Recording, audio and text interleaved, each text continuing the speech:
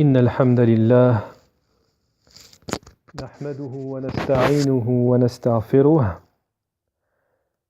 ونعوذ بالله من شرور أنفسنا ومن سيئات أعمالنا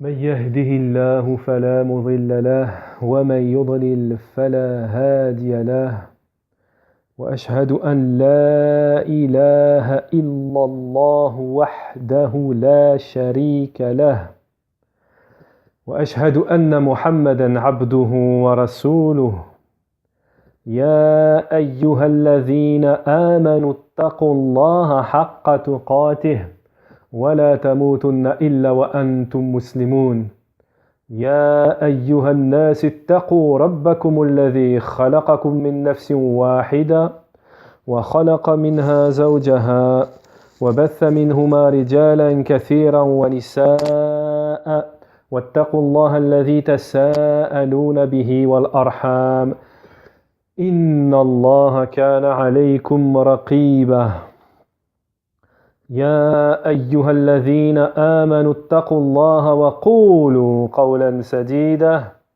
يصلح لكم أعمالكم ويغفر لكم ذنوبكم ومن يطع الله ورسوله فقد فاز فوزا عظيما ألا وإن أصدق الحديث كتاب الله خير الهدي هدي محمد صلى الله عليه وسلم وشر الأمور محدثاتها وكل محدثة بدعة وكل بدعة ضلالة وكل ضلالة في النار أما بعد.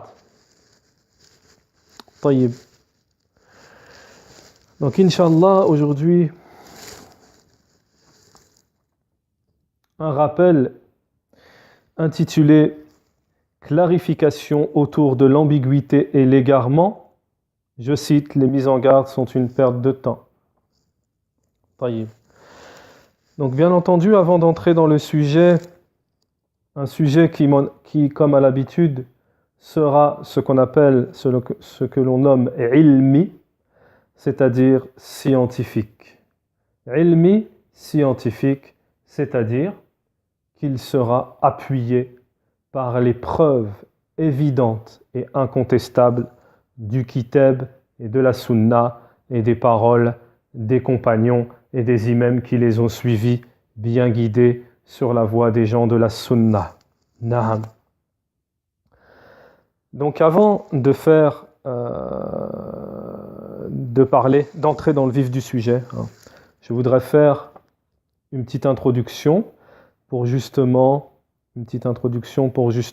éclaircir le sujet avant d'entrer dans le vif du sujet, pour que les gens comprennent ma motivation. Na'am. Alors, tout d'abord, la religion, la voie des pieux prédécesseurs, elle est claire. Elle est claire. Et la religion, tout court, elle est claire. Allah Ta'ala nous dit fi kitabihi al-karim Al-yawma akmaltu lakum dinakum.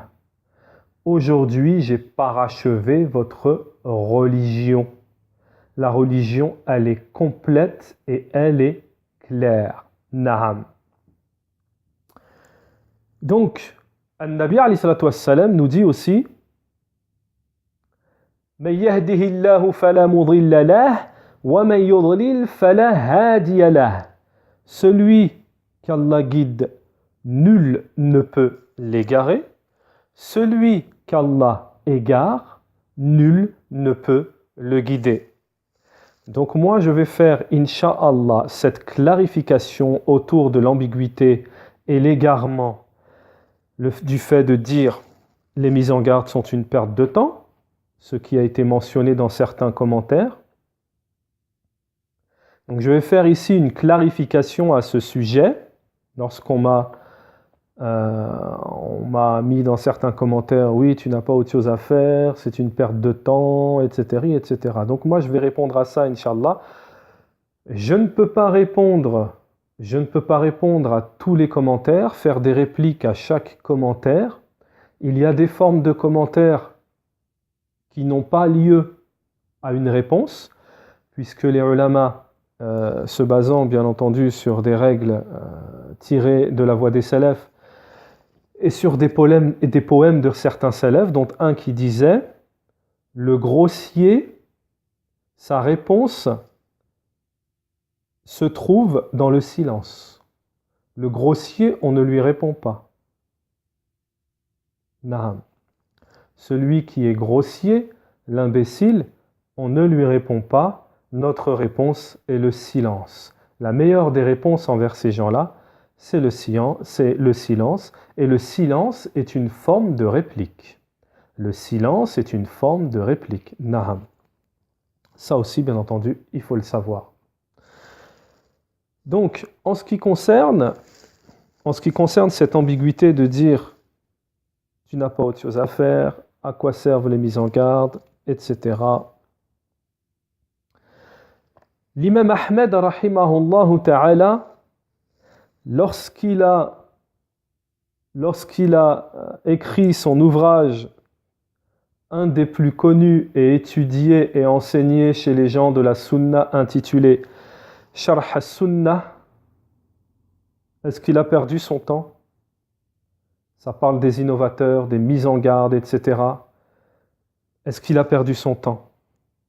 L'imam Ahmed, qui a été nommé l'imam Sunnah, l'imam as-Sunnah, a-t-il perdu son temps? L'imam al-Shafi'i, rahimahullah, qui a une parole qui dit, et que nous verrons après, car dans la réplique scientifique, il y aura des paroles de salaf, dont l'imam Malik, l'imam Ibn Jawzi, Abu Jawzi, Al-Jawzi, Sufyan al-Thawri, etc., etc. Et l'imam al-Shafi'i qui a dit qu'il faudrait même frapper avec ses sandales l'innovateur. Omar, radiyallahu anhu, a-t-il perdu son temps lorsqu'il a attrapé un innovateur, qu'il l'a amené jusqu'en haut d'une montagne ou d'un champ, qu'il l'a frappé avec un morceau de bois de bambou sur la tête à 100 et qu'il lui a dit « Ne reviens jamais ici ».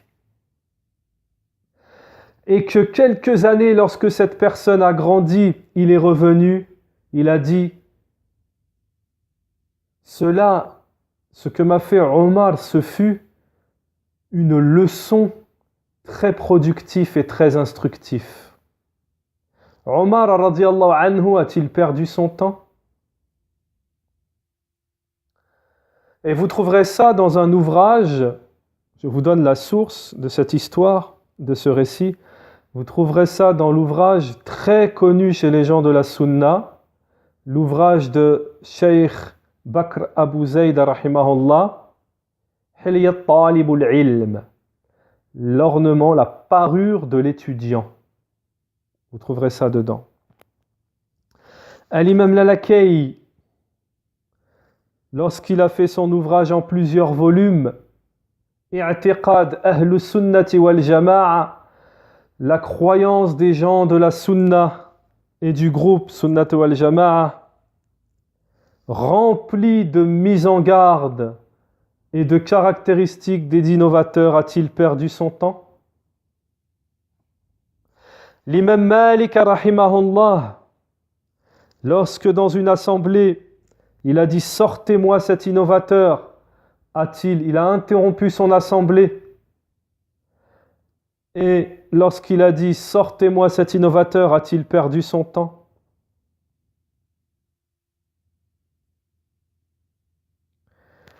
Le messager d'Allah, alayhi salatu wassalam, dans un hadith authentique, lorsqu'il a dit ce dont j'ai le plus peur pour ma communauté, ce sont les imams égareurs.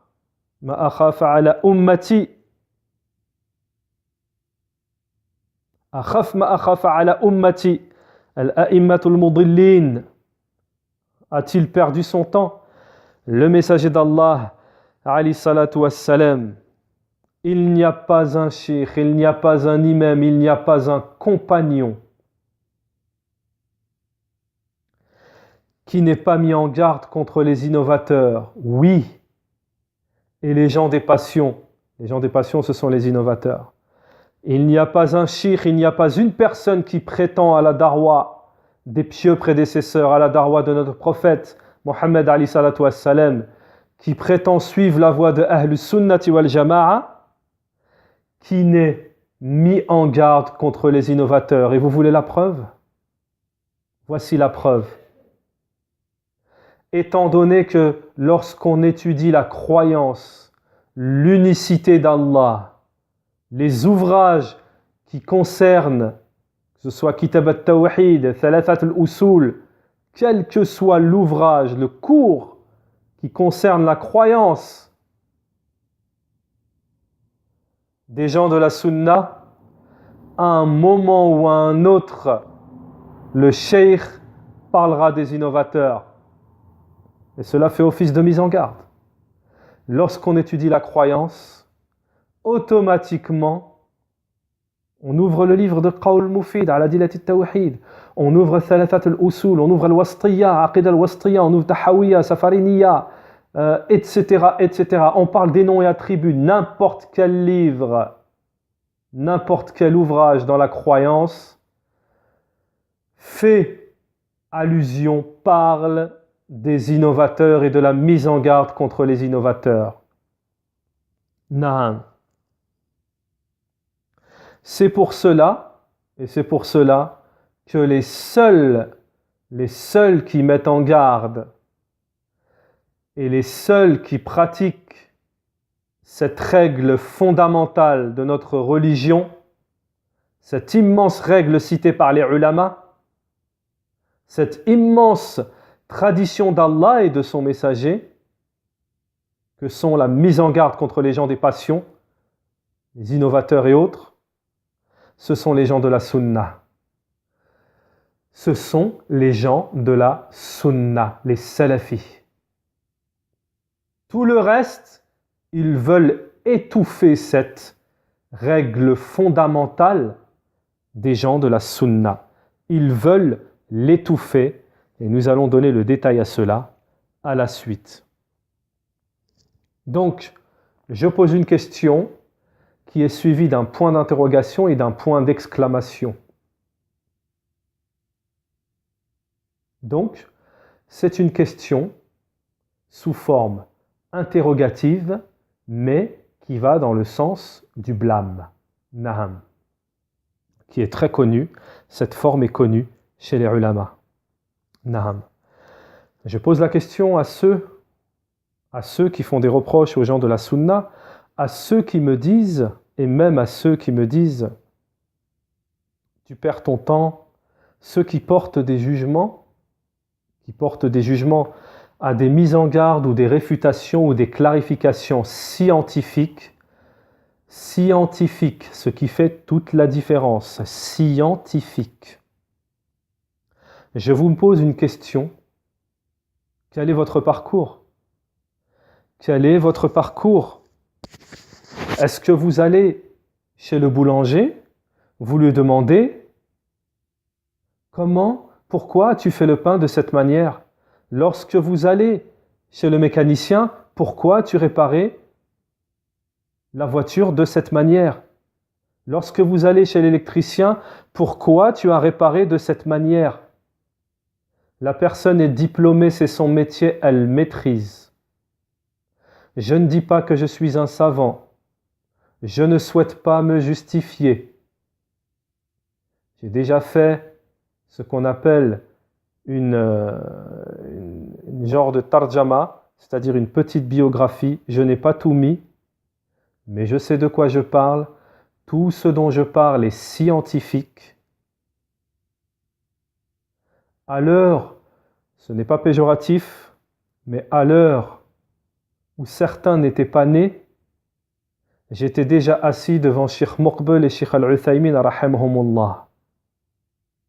Naham, cela fait plus de 20 ans que j'enseigne.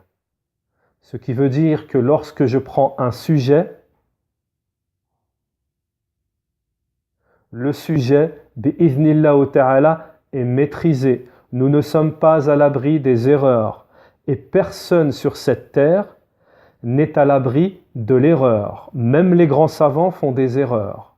Naham. Mais il y a erreur et erreur. Naham. Et tous mes prêches, et tous mes cours, et tous mes rappels, je prends comme support les paroles et les ouvrages des grands savants, des plus grands savants connus sur la planète. Naham. Donc celui qui veut répliquer, il répliquera à Sheikh Al-Fawzan, il répliquera à Sheikh Al-Uthaymin, il répliquera à Sheikh Ibn Baz, il répliquera à Sheikh Al-Albani, il répliquera à Sheikh Muqbil, il répliquera à Sheikh Al-Uthaymin, il répliquera à Sheikh Najmi, il répliquera, etc., etc., etc. Naham. Quel est votre parcours? Vous ne connaissez la religion qu'à travers ses imams et leurs ambiguïtés. Vous êtes ce qu'on appelle des muqallidoun. Vous êtes ce qu'on appelle al-muqallid, ces gens qui font des reproches. Ces gens qui font des reproches ont connu l'islam à travers des imams égarés. Ils le disent eux-mêmes dans les commentaires. Donc moi, je ne juge personne. Je ne fais pas ce qu'on appelle de jugement spécifique envers une personne particulière, car je ne m'en donne pas le droit et je n'en ai pas le droit. Naham. Sauf quand cela est justifié. Il y a des cas comme les mises en garde, ou comme ce dont Allah et son messager ont spécifié les noms des personnes qui sont maudits, etc., etc., mécréants, etc., on a le droit. Naham. Ou dans les mises en garde, citer le nom, on a aussi le droit. Naham. Mais vous le dites vous-même dans les commentaires, c'est cet imam qui m'a mis sur le droit chemin, c'est à travers cet imam que j'ai connu la religion, que je me suis mis sur la droiture. Mais dites-vous que vous n'avez pas pris la religion à la source, vous avez pris la religion d'un imam. Vous êtes ce qu'on appelle el-muqallid, c'est celui qui suit aveuglément un imam. Et ça, c'est un stade de la religion, de l'étude scientifique qui est le plus bas, le plus basique. Lorsqu'on débute dans la religion, oui, on suit un imam en qui on a confiance, mais on suit un savant. On ne suit pas un imam comme ça qui est inconnu ou qui est connu imam de l'égarement. Donc, vous êtes très très mal placé pour parler de religion. Vous êtes très très mal placé car vous n'avez aucun fondement, aucune règle, aucune base dans la religion et on le voit dans vos commentaires qui ne sont fondés que sur vos passions, vos pensées et les ambiguïtés de vos imams égarés. Naham. Donc, je vous enjoins à apprendre votre religion chez les grands savants. Je voudrais faire réplique ici, avant de commencer également, sur une ambiguïté dont je n'ai pas répondu, puisque j'estime avoir répondu dans un cours qui s'intitule « L'importance de la science ». Dans ce cours ce rappel qui s'intitule « L'importance de la science », j'ai mentionné les versets qui font allusion aux éloges que fait Allah subhanahu wa ta'ala aux savants.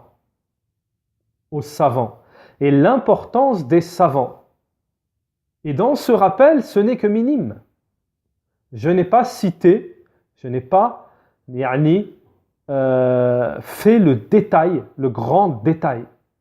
C'était vraiment à titre indicatif. Mais cela est suffisant pour répondre à l'ambiguïté qui se trouve chez une personne dans un commentaire qui dit si tu me rapportes un verset où Sheikh Al-Albani est cité, alors je rentrerai dans la salafia et je suis gentil, je ne cite pas ces propos péjoratifs et dénigrants envers les ulama et les gens de la sunna. car cela n'a pas été formulé de cette manière. C'était plus dénigrant. Naam. Alors je réponds, je dis, dans ce cours que j'ai fait, je crois que c'était Sheikh al-Fawzan que j'avais traduit, si les ulama, avec des versets, des hadiths en ce qui concerne les ulama, qui sont cités, les bienfaits des ulama, qui sont les meilleurs, etc., sur cette terre, que même les poissons invoquent Allah en leur faveur, etc. Les ulama sont, vous verrez, c'est vraiment les éloges d'Allah subhanahu wa ta'ala envers les ulama. Et bien entendu qu'il y a des versets, qui font allusion aux ulama dans le Coran. Mais quand on n'a aucune base, aucun fondement, on ne peut pas le savoir. Et la réplique, elle est où? Comme le disait l'imam Ahmed, rahimahullah, si ce ne sont pas les gens du athar, les gens du hadith, qui sont le groupe sauvé, alors je ne vois pas qui c'est. Qui sont-ils? Alors moi je dis, si les ulama cités, les ulama cités dans le Coran à notre époque, ce n'est pas Sheikh al-Albani, ce n'est pas Sheikh al-Fawzan, ce n'est pas Sheikh al-Uthaymin, ce n'est pas Sheikh Muqbil. Et tous les ulama de la sunna, avec 20 ans d'expérience, avec 20 ans d'enseignement, je vous dirais, je ne sais pas, qui sont-ils? Je vous répondrai, je ne sais pas alors qui sont les ulama de la sunna aujourd'hui s'ils ne se sont pas eux. Et je vous repose la question, alors qui sont-ils? Alors, à vous de nous répondre, puisque dans vos commentaires, vous qui dénigrez nos grands savants, jamais vous citez quels sont vos savants. Jamais vous citez quels sont vos savants. Qui sont-ils? Al-Qardawi? Qui sont-ils? Tariq Ramadan? Qui sont-ils? Naham. Donc maintenant, après avoir clarifié, je pense qu'Inch'Allah, je souhaite clarifier cela une bonne fois pour toutes, ensuite on n'y reviendra pas. Et aussi pour un commentaire aussi qui dit que je ferais mieux, Naham, d'employer mon temps à enseigner la croyance. Cette parole, sans vouloir porter un jugement néfaste envers et dénigrant envers la personne qui a fait ce commentaire, alors ça s'appelle parler avec ignorance, parler en non-connaissance de cause. Pourquoi? Parce que si vous regardez ma chaîne, moi, je le dis, et les frères qui me suivent depuis plusieurs années me connaissent, ma spécialité, c'est justement la croyance. Ma spécialité dans l'enseignement, c'est justement la croyance. Et si vous regardez mon enseignement, bien entendu, les mises en garde font partie de la croyance. Absolument. Mais si vous regardez, je n'ai pas plus de 2 voire 3 mises en garde. Tout le reste, c'est de la croyance. On a thalathat al-usul, tawhid, croyance. On est dans le cheminement de cet ouvrage. On a commencé, on n'a pas terminé. Al-qawl al-mufid ala adillat al-tawhid, c'est de la croyance.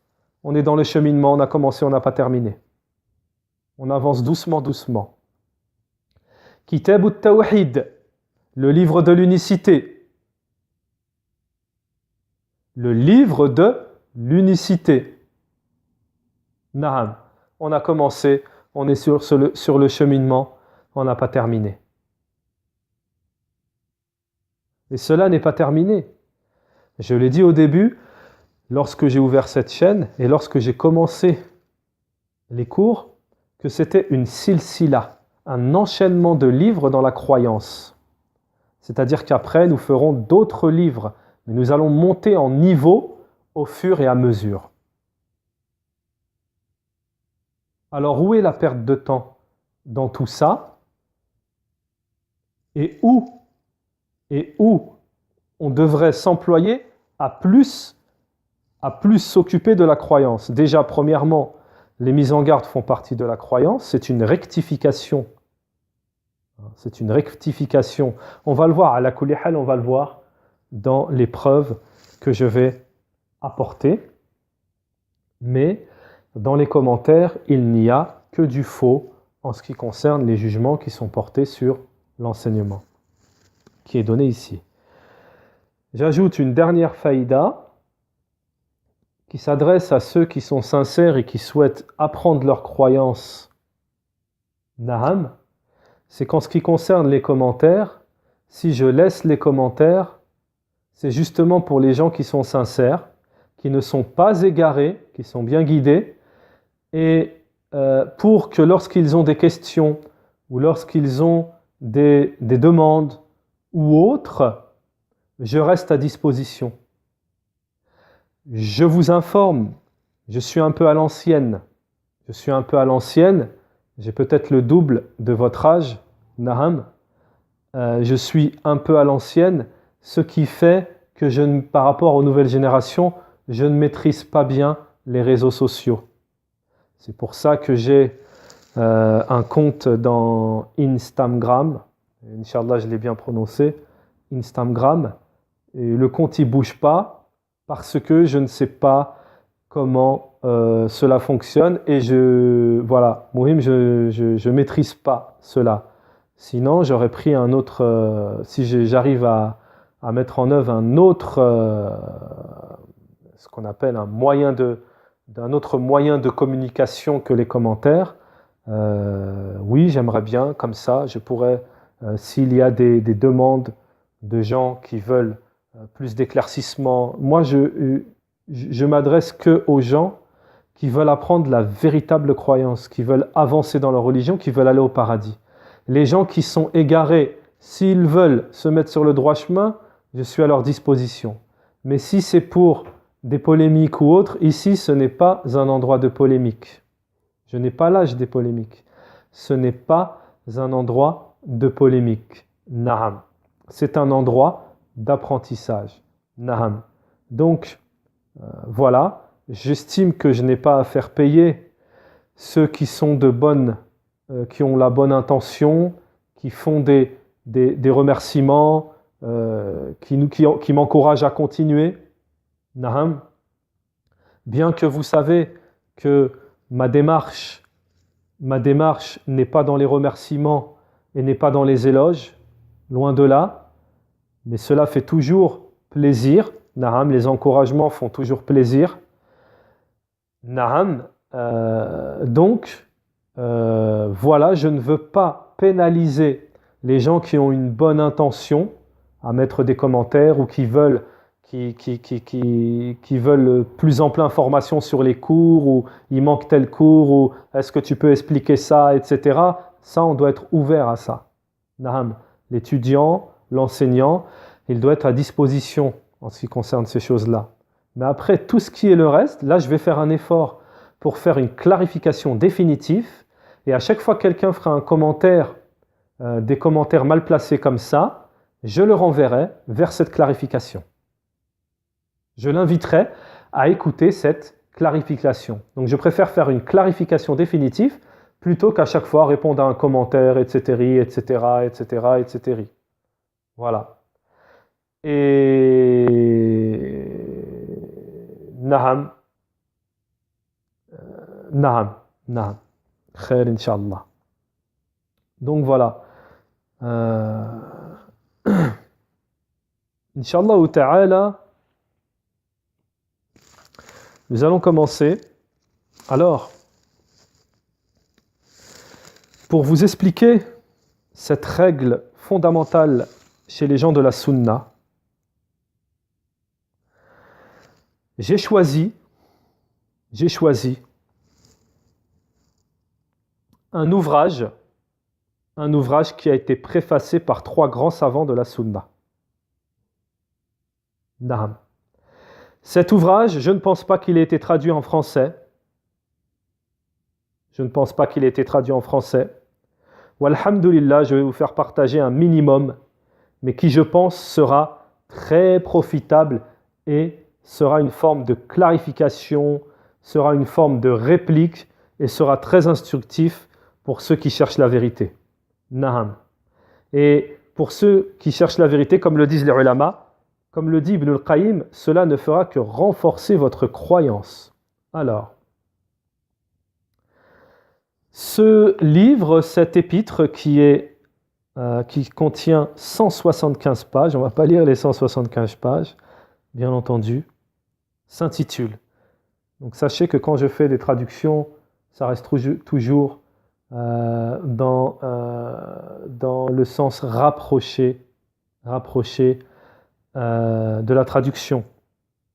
J'ai connu des gens dont leur métier était la traduction. J'ai des proches de moi qui ont étudié un peu la traduction, spécialistes dans les traductions, et qui disent que dans une traduction, le plus important, c'est de traduire le sens. Il ne faut pas faire du mot à mot. Et même des fois, en faisant du mot à mot, on peut faire des erreurs. Naham. Alors, une fois, je vais vous donner un exemple, une fois un frère, Fifransa, un frère qui était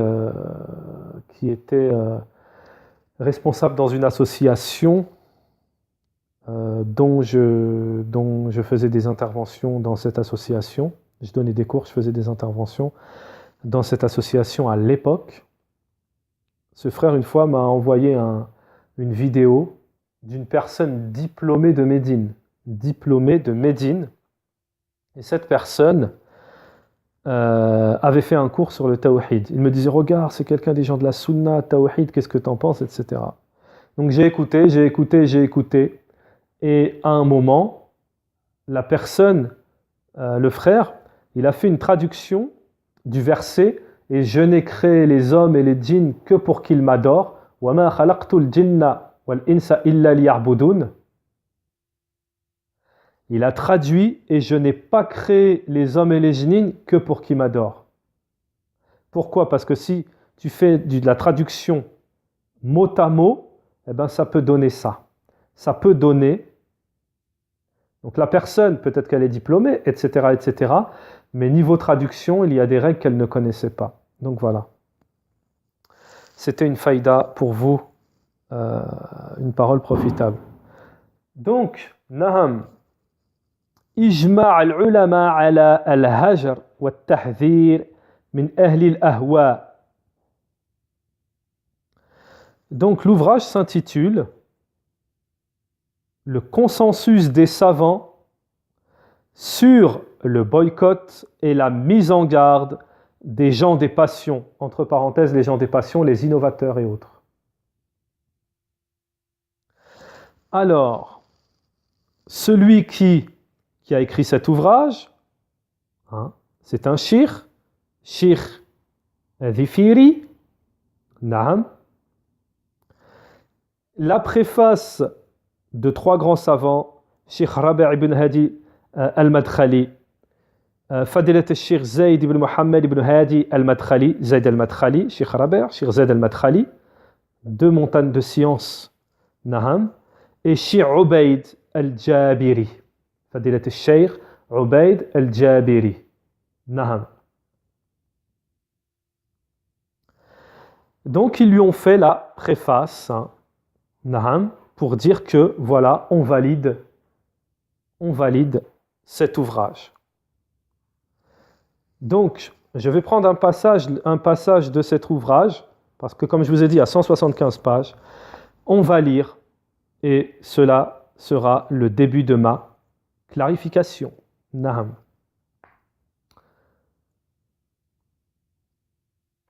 Donc, premier chapitre, première base, premier chapitre. Allah Ta'ala a doté à tous les gens il leur a donné à tous les gens, à l'annasi ajma'in, à l'ensemble des gens, il leur a envoyé des messagers. Mubashirin wa mundhirin, annonciateurs et avertisseurs. Ils annoncent et ils mettent en garde.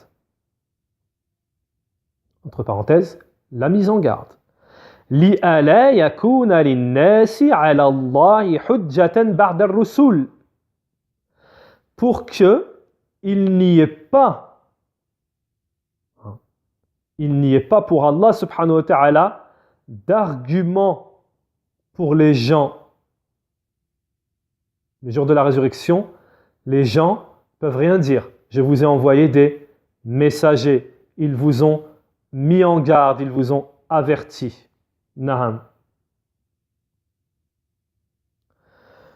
Le cheikh nous dit, Allah Ta'ala a commencé par Nuh alayhi salam. Allah Ta'ala a commencé par Nuh alayhi salam. Puis, il a clôturé le message par Mohammed, le prophète de la communauté de Mohammed alayhi salatu wassalam. Allah Ta'ala a parachevé la religion, il l'a parachevé, clôturé par cette grâce. Naham.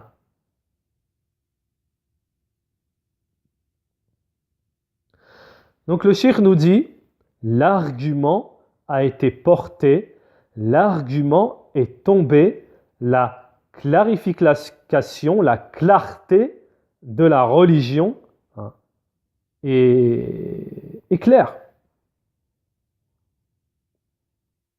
وَكَانَ عَلِي الصَّلَاةُ وَالسَّلَامُ حَرِيصًا. Donc le prophète alayhi salatu wassalam, il était dans l'encouragement en ce qui concerne la guidée de sa communauté.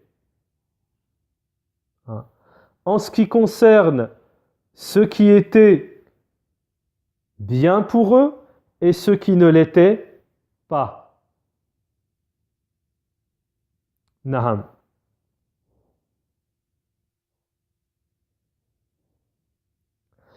Le messager d'Allah alayhi salatu wassalam a encouragé sa communauté à ne rien délaisser. Il n'a rien délaissé en ce qui concerne le bien. Il n'a rien délaissé pour sa communauté de tout ce qui concerne le bien. Et il n'a aussi rien délaissé pour sa communauté en ce qui concerne le mal. C'est-à-dire qu'il les a mis en garde contre tout mal. Il a éclairci les chemins qui mènent au bien et il a éclairci les chemins qui éloignent du mal. Et le cheikh nous dit, et parmi les chemins les plus immenses, les mâles les plus immenses qui se sont propagés dans cette communauté,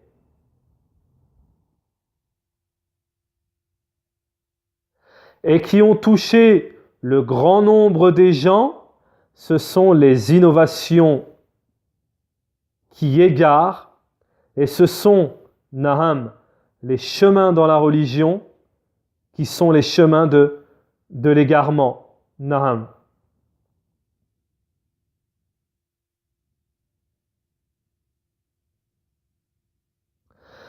Comme l'a mentionné An-Nabi alayhi salatu wassalam lors d'une khutbah où il a mis en garde sur cela, le prophète alayhi salatu wassalam a dit wa sharral umuri muhdathatuha.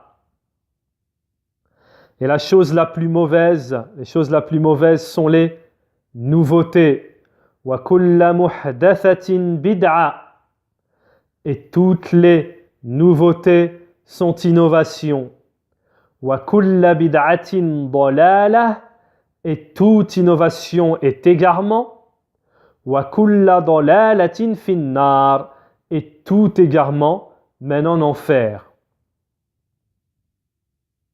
ومن ذلك ما جاء عن أبي هريرة رضي الله عنه قال قال رسول الله صلى الله عليه وسلم.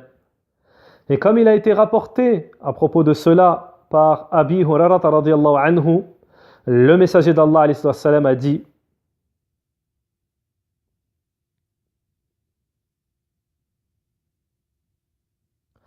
il arrivera un temps, à la fin des temps, où les gens de ma communauté discuteront sur sur des choses que vous n'avez, vous et vos pères, jamais entendues. Jamais entendues. Attention, attention. Wa an Aïcha radiyallahu anha. Et Aïcha radiyallahu anha, elle a dit, lorsque le messager d'Allah alayhi salam a lu ce verset: Huwa alladhi anzala ilayka al-kitaba minhu ayatun muhkamat hunna ummul kitab wa ukhra mutashabihat فأما الذين في قلوبهم زيغ فيتبعون ما تشابه منه ابتغاء الفتنة وابتغاء تأويل وما يعلم تأويله إلا الله والراسخون في العلم يقولون آمنا به كل من عند ربنا وما يذكر إلا أولو الألباب. Naam. Donc la traduction de ce verset qui est très important et ce verset qui fait allusion aux innovateurs. Naham. La traduction de ce verset en français qui donne: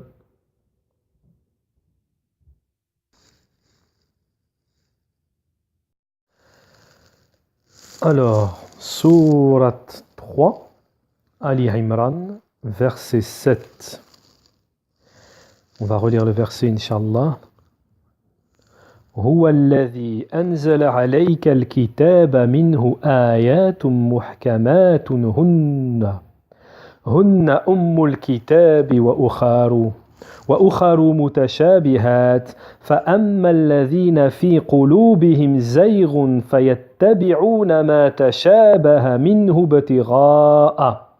ابتغاء الفتنة وابتغاء تأويله وما يعلم تأويله إلا الله والراسخون في العلم يقولون آمنا به كل من عند ربنا وما يذكر إلا أولو الألباب. En français, cela donne: c'est lui qui a fait descendre sur toi le livre. Il s'y trouve des versets sans équivoque qui sont la base du livre et d'autres versets qui peuvent prêter à d'interprétations diverses. Les gens donc qui ont au cœur une inclinaison vers l'égarement mettent l'accent sur les versets à équivoque, cherchant la dissension en essayant de leur trouver une interprétation, alors que nul n'en connaît l'interprétation, à part Allah. Mais ceux qui sont bien enracinés dans la science disent: nous y croyons, tout est de la part de notre Seigneur, mais seuls les doués d'intelligence s'en rappellent. Naham. Donc, Inch'Allah ta'ala, regardez l'explication, une faïda par rapport à ce verset. Le prophète alayhi salatu wassalam nous a clarifié, éclairci que le chemin de la réussite contre les innovations, c'est la mise en garde. C'est la mise en garde contre celle-ci. Et c'est le fait de s'éloigner des gens de l'innovation et de les boycotter. Donc vous voyez, ce verset fait allusion aux innovateurs et à la mise en garde contre les innovateurs. Contrairement à ce que prétendent les faux imams, les imams de l'égarement, etc. Justement, ceux qui ont des penchants pour l'égarement, qui prétendent qu'Allah Ta'ala, ils nous font la leçon de lire plus le Coran et nous disent: il n'y a pas, on ne parle pas de vous ulama, on ne parle pas de mise en garde, on ne parle pas de bid'a dans le Coran. Naam. Donc ce verset, hein, il est clair. Donc il y a dans ce verset aussi la mise en garde et l'éloignement du musulman pour sa religion et la préservation du mal et de l'égarement des innovations et des égarements des égareurs. Hein. Allah Ta'ala nous a clarifié, éclairci, Allah Azza wa Jal, cet immense fondement, cette immense base dans son livre lorsqu'il a dit, Allah Ta'ala, dans le Coran, lorsqu'Allah subhanahu wa ta'ala nous dit, donc un autre verset du Coran,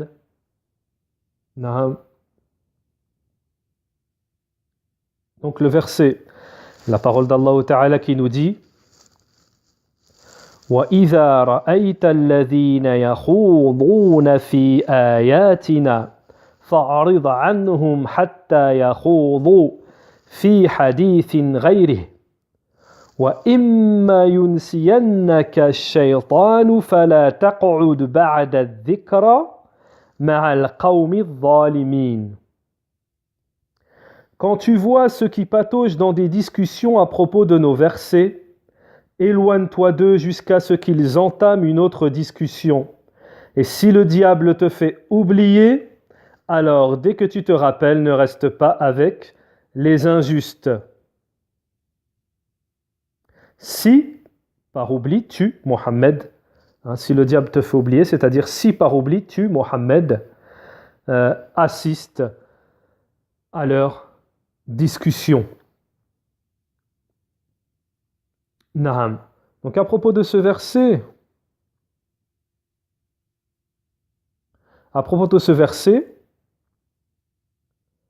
Naham, ce verset fait allusion, Naham, wa qala ibn Sirin, rahimahullah, qala kana Muhammad ibn Sirin, rahimahullah ta'ala, il faisait partie des gens qui s'empressaient le plus, Naham, à répliquer, Naham, aux gens des passions. Et il voyait, Ibn Sirin, il voyait que ce verset que nous venons de citer, était descendu pour les gens de l'innovation, les gens des passions. وعن ليث بن أبي سليم عن أبي جعفر قال لا تجالسوا أهل البدع أهل الخصومة فإنهم الذين يخوضون في آيات الله. Et il a été rapporté une parole de Abi Ja'far qui a dit n'assistez pas, ne vous asseyez pas avec les gens qui débattent, les gens des passions, na'am, fa'innahum, car ce sont ceux qui pataugent dans les discussions des versets, sur les versets. Na'am.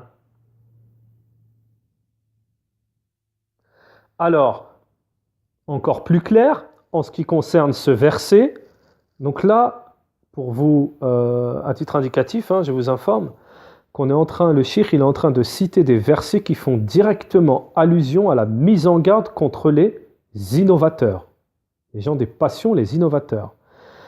Regardez à propos de ce verset que nous venons de citer, la parole d'un exégèse connu dans l'explication du Coran, tafsir al-Coran, wa qala al-imam Muhammad ibn Jarir al-Tabari fi tafsirihi. Donc l'imam al-Tabari, dans son tafsir, il a dit dans ces versets, il y a l'argumentation claire de l'interdiction de s'asseoir avec les gens du faux.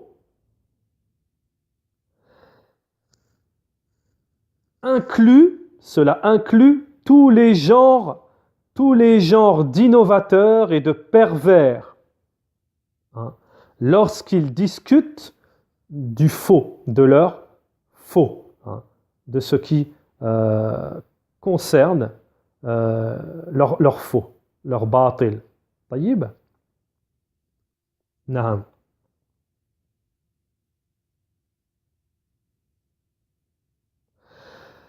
C'est pour cela que les salafs, les prédécesseurs, les pieux prédécesseurs, ont prêté une grande attention à cet immense fondement qui est le boycott des gens de l'innovation.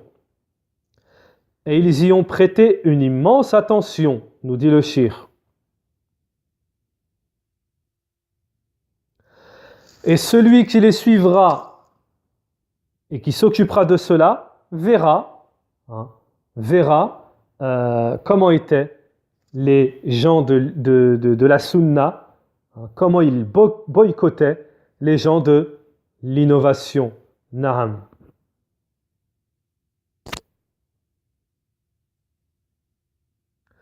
Donc maintenant, incha'Allah ta'ala, nous allons donner quelques paroles, quelques récits, quelques paroles authentiques de salaf, de compagnons, en ce qui concerne l'innovation et ses adeptes. Donc là, on va passer à un autre ouvrage qui est Ainsi étaient nos pieux prédécesseurs. L'innovation et ses adeptes. Donc j'ai encore une parole ici dans l'ouvrage, avant d'entrer dans le deuxième ouvrage. وقال ابن عباس رضي الله عنهما لا تجالسوا أهل الأهواء فإن مجالساتهم ممرضة للقلوب. Alors, regardez, un des meilleurs exégèses du Coran, un des plus grands compagnons du prophète, alayhi salatu wassalam, un des plus grands dans la science, radiyallahu anhuma, qu'est-ce qu'il a dit? Ceci est une réplique à tous les innovateurs de la planète, quels qu'ils soient.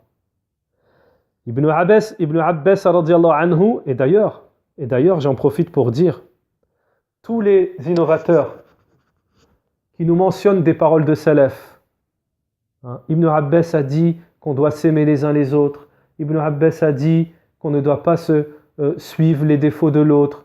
Ibn Abbas a dit, l'imam Malik a dit, Sufyan al-Thawri a dit, etc. Pourquoi vous ne mentionnez pas cette parole d'Ibn Abbas qui a dit, je cite, « Ne vous asseyez pas chez les gens des passions, c'est-à-dire les gens de l'innovation, car leurs assises rendent malades les cœurs. » Car leurs assises rendent malades les cœurs. N'est-ce pas une mise en garde? Cela n'est-il pas une mise en garde? Barakallahu fikum. Tayyib. Donc maintenant, Inch'Allah, nous allons mentionner quelques passages de cet ouvrage, Naham, Ainsi étaient nos pieux prédécesseurs, dans le chapitre L'innovation et ses adeptes. Naham. Radif rapporte, Abd al-Malik ibn Marwan me fit parvenir ceci. Ô Abu Asma, nous avons réuni les gens sur deux choses, le fait de lever les mains sur la chair le vendredi et le fait de raconter des récits après les prières du Subh et Al-Asr. Et je répondis, ces deux choses sont pour moi semblables à vos innovations et je ne vous répondrai pas en cela. Pourquoi? Car le prophète alayhi salam a dit, pas une innovation n'est inventée sans qu'une part semblable de la sunna ne soit retirée. Umayd ibn Hilal rapporte, les gens de Harour, les Kharijites vinrent trouver Mutarif ibn Abdullah afin de l'appeler à leur position. Et il répondit, si je possédais deux âmes et que je vous prêtais serment par l'une d'elles tout en préservant l'autre, et ainsi, si ce que vous dites est la droiture, je ferai suivre l'autre. Et si vous êtes dans l'erreur, j'aurais perdu une âme mais conservé une autre, je l'aurais fait. Mais je n'ai qu'une seule âme et je ne la mets pas en danger. Subhanallah. Abu al-Jawzah, Abu al-Jawza a dit, je préfère m'asseoir avec des porcs plutôt qu'avec un adepte des passions. Abdullah ibn Muslim al-Marouzi a dit, je m'asseyais avec Ibn Sirin, puis je l'ai quitté pour m'asseoir avec les ibadites. Et j'ai constaté qu'il agissait comme s'il portait la dépouille du prophète, alayhi salatu wassalam. Je suis venu trouver Ibn Sirin, lui ai rapporté ceci et il me dit, qu'as-tu à t'asseoir avec des gens qui veulent enterrer ce qu'a apporté le prophète, alayhi salatu wassalam? N'est-ce pas une mise en garde? Al-Awza'i a dit, pas une personne n'innove sans qu'on ne lui retire la retenue. Sufyan al-Thawri a dit, celui qui écoute un adepte de l'innovation en toute connaissance de cause sort de la protection d'Allah et se voit confié à lui-même. Donc je vous invite, si ça ce n'est pas une mise en garde, je vous invite à aller voir la biographie de Sufyan al-Thawri. Je vous invite à voir qui était Sufyan al-Thawri. Si on devait prendre juste sa parole à lui, ça suffirait sur toutes les paroles des gens de la terre aujourd'hui.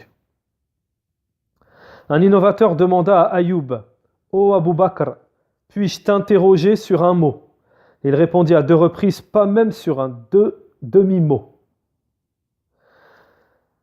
Ibn Abi Muti' a dit, je préfère rencontrer Allah avec le registre des œuvres de Al-Hajjaj qu'avec celui de Amr ibn Ubayd.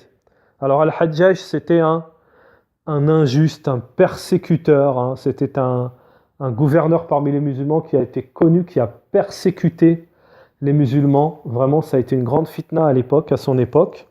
Mais regardez, les salafs disent, je préfère rencontrer Allah avec le registre des œuvres de Al-Hajjaj qu'avec celui d'un innovateur. Al-Shafi'i, Al-Shafi'i, ces paroles qu'ont oublié les imams. Les imams égarés ont oublié cette parole de Shafi'i. Al-Shafi'i rapporte, lorsqu'un adepte des passions venait trouver Malik, il lui disait, pour ma part, ma religion repose sur des preuves évidentes. Quant à toi, tu doutes, alors va trouver le doute d'un de tes semblables et débat avec lui. Ja'far ibn Abdullah rapporte, nous étions auprès de Malik. Lorsqu'un homme vint et dit, ô Abu Abdullah, le miséricordieux s'est établi sur le trône. Comment s'est-il établi? Malik n'éprouva jamais rien de plus fort que pour sa question. Il regarda vers le sol, se mit à frapper avec un bâton dans sa main, sua à grosses gouttes, puis leva la tête, jeta le bâton et dit, le comment ne peut être figuré, c'est-à-dire qu'on ne connaît pas le comment, par la raison, ne peut être figuré par la raison. Son établissement n'est pas inconnu. Istiwa, c'est connu, ma'loum. La foi en ceci est obligatoire. Et le fait d'interroger à ce sujet est une innovation. Et je pense que tu es un innovateur. Et il ordonna qu'on le fasse sortir. Sortez-moi cet innovateur. Al-Fudayl ibn Iyad, radiyallahu anhu, a dit, celui qui aime un adepte de l'innovation, Allah réduira à néant sa science et sortira la lumière de l'islam de son cœur. Aucune œuvre de l'innovateur n'est élevée vers Allah. Le regard du croyant porté vers le croyant illumine le cœur, alors que le regard porté vers l'innovateur amène la cécité. Celui qui s'assoit avec un innovateur n'aura pas été doté de sagesse. N'est-ce pas de la mise en garde? Barakallahu fikum. N'est-ce pas de la mise en garde? Al-Fudayl ibn Iyad est un des plus grands savants de notre communauté. Juriste et un des plus grands savants de notre communauté. Abdullah ibn Mubarak, subhanallah, compagnon du prophète, a dit, nous rapportons les propos des juifs et des chrétiens, mais nous ne pouvons pas rapporter les propos des djahmites. Les djahmites, c'est une secte égarée, ce sont des innovateurs. Ce n'est pas une mise en garde? Abdurrahman ibn Mahdi a dit, délaisse celui qui est un meneur dans l'innovation et y appelle. N'est-ce pas une mise en garde? Yunus rapporte, j'ai dit à Shafi'i, notre compagnon Al-Layth dit, même si je voyais un innovateur marcher sur l'eau, je n'accepterais pas ce qu'il dit. Al-Shafi'i répondit, l'imam Al-Shafi'i, il n'a pas été assez loin, même si je le voyais voler dans les airs, je n'accepterais pas ce qu'il dit. On mentionnait en présence de Abd al-Rahman ibn Mahdi des adeptes de l'innovation et leur effort dans l'adoration, et il dit alors, Allahu Ta'ala n'accepte que ce qui est conforme au Coran et à la Sunna, Qur'an wa Sunna. Puis il récita le monachisme qu'ils inventent, nous ne leur avons nullement prescrit. Ainsi, il n'a pas accepté cela d'eux et il les a blâmés pour cela. N'est-ce pas une mise en garde? Ja'far ibn Ahmed ibn Sinan rapporte, j'ai entendu mon père dire, il n'y a pas en ce monde un innovateur sans qu'il ne déteste les adeptes du hadith. Retenez bien, j'ai entendu mon père dire, il n'y a pas en ce bas monde un innovateur sans qu'il ne déteste les adeptes du hadith, c'est-à-dire les gens de la sunna. Lorsque quelqu'un innove, la douceur du hadith est retirée de son cœur.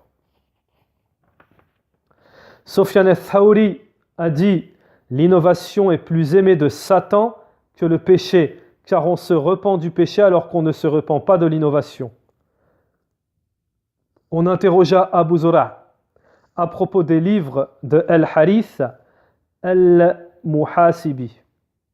Et il dit, prends garde à lire ces livres, car ils ne sont qu'innovation et égarement, mais attache-toi plutôt au texte, et tu y trouveras ce qui te dispensera de ces livres. On lui rétorqua, ces livres contiennent des leçons.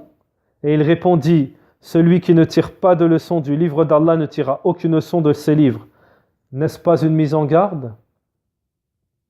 Et n'est-ce pas une preuve qu'il y a une ambiguïté dans le fait de dire mais ils ont du bien dans leurs ouvrages, dans leurs rappels? Ceci est une ambiguïté, car celui qui ne tire pas de profit du Kitabi wa Sunnah, il n'aura tiré aucune leçon de ces livres. Ibn Mubarak a dit, prends garde au fait de t'asseoir avec un adepte de l'innovation. Ceci est une mise en garde. Asib ibn Ahwal rapporte, je me suis assis avec Qatada, qui mentionne Amr ibn Ubayd, et il le critiqua et l'insulta. Je lui dis, je pensais ne pas voir les savants se critiquer l'un et l'autre. Et il répondit, ô Awhal, ne sais-tu pas que si quelqu'un innove, il doit être mentionné afin qu'on prenne garde à lui? Barakallahu fikum. N'est-ce pas une mise en garde de Qatada? N'est-ce pas une mise en garde?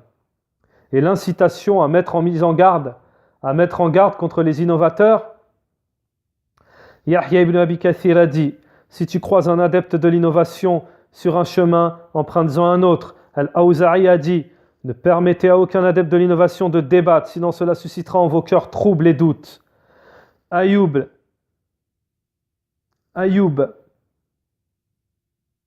Sakhtiyani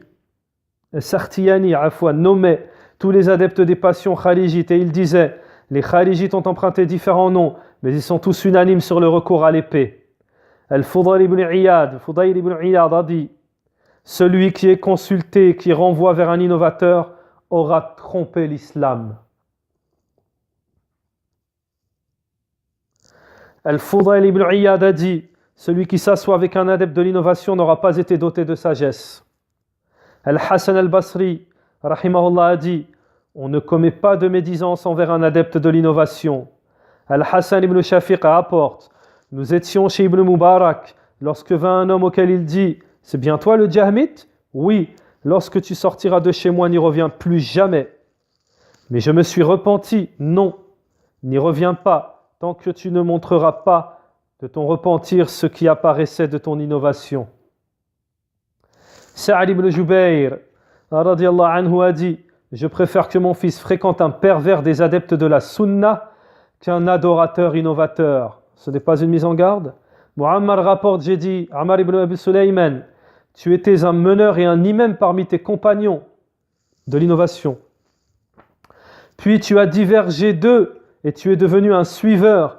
Il répondit, être un suiveur dans la vérité est meilleur que d'être un meneur dans le faux.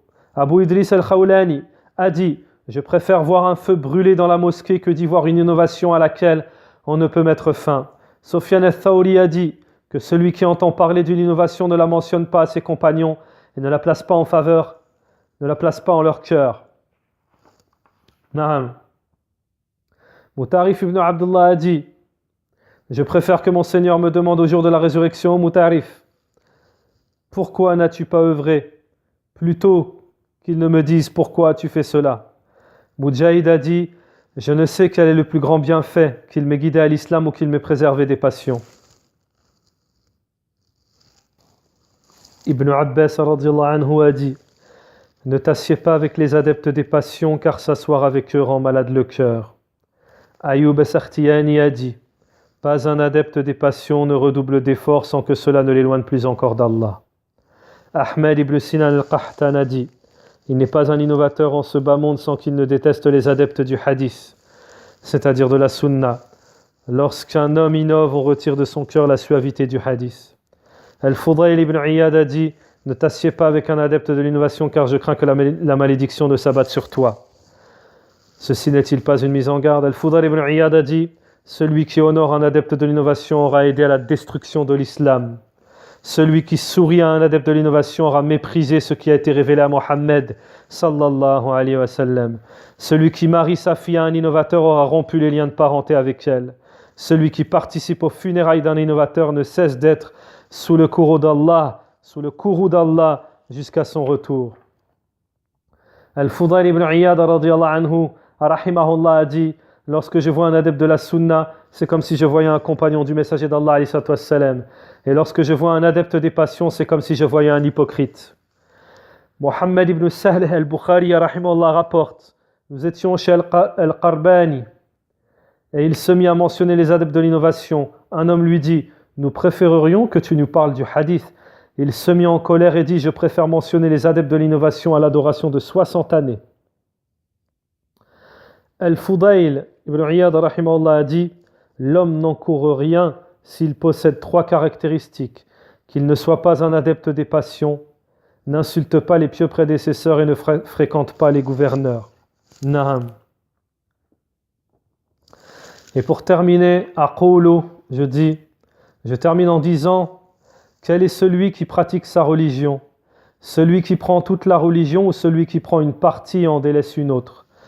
Les Boussena, Imenter et tout autre innovateur prennent des 4 imams ce qui les arrange pour endormir, endoctriner les gens. Mais on délaisse ce qui ne les arrange pas dans les paroles des grands imams, car cela dévoile leur fausse darwa, leur faux prêche. Allah Ta'ala dit: et lorsqu'il mentionne l'imam Malik, l'imam Malik disait: aimez-vous les uns les autres. Mais ils dirent jamais, l'imam Malik a détesté les innovateurs. Sortez cet innovateur. Allah Ta'ala nous dit dans le Coran: أَفَتُؤْمِنُونَ بِبَعْضِ الْكِتَابِ وَتَكْفُرُونَ بِبَعْضٍ. Est-ce que vous croyez en une partie du livre et vous délaissez une autre partie et vous mécroyez à une autre partie? Il n'y a que les gens de la sunna qui prennent toute la religion, ni ne rajoutent, ni ne diminuent. Naham. Subhanakallahumma bihamdik wa ashhadu an la ilaha illa ant wa astaghfiruka wa atubu ilayka wa sallallahu wa sallam ala nabiyyina Muhammad wa ala alihi wa ashabihi ajma'in.